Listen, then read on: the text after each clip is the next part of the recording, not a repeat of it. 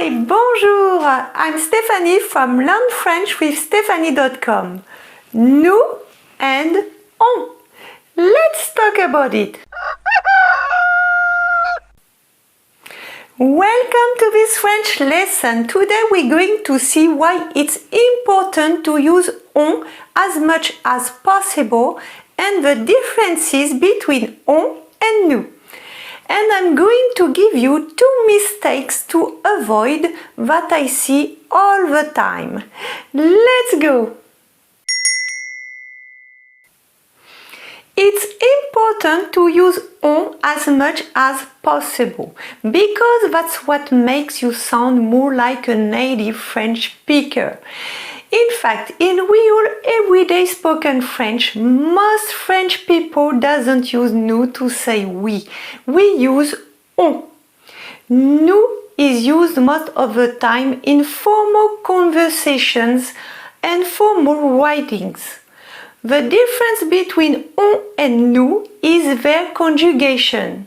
Nous is a plural subject pronoun, while on is a singular subject pronoun. With on, we conjugate the verb in the same way as il or elle.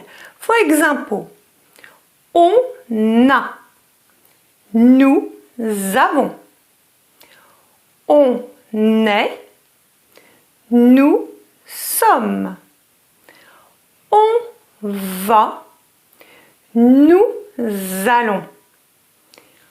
On est arrivé, nous sommes arrivés. So, why do we use on instead of nous? Because it's much shorter.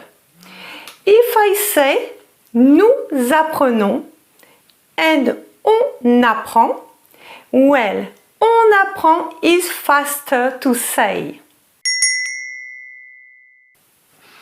In fact, on isn't simply a replacement for nous. There are other uses too. On was created as an indefinite subject when we don't know who the subject is. In this case, on is even used in formal conversations and formal writings. It's like people in general or someone. Let's look at examples. À Paris, on peut voir la Tour Eiffel. So here we see that on doesn't mean nous. On means people in general. Other examples. En France, on aime manger. On dit que Paris est une ville magnifique. On a frappé à la porte. Here we see that on means someone, but we don't know who's behind the door. So we use on. Pay attention. Us is always translated as nous. Ils nous ont dit. Tu veux venir avec nous? It's always nous to translate us. On cannot replace us, okay? Another example. Elle nous donne des bonbons. This point is kind of a strange one, but it's really often used by French native speakers.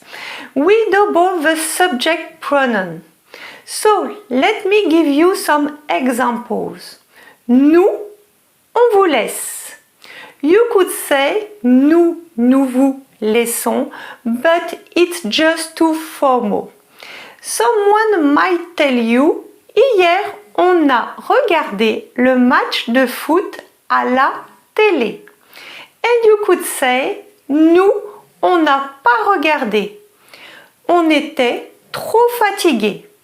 In fact, we do that to put an emphasis on what we're saying. Now pay attention to two things. The first is the negation with on. If we take the first phrase, on est content, there's a link between on and est. On est. But if you take the same phrase with a negation, we have on n'est pas content. In the both cases, on est are pronounced exactly the same way. So you have to pay attention when you write.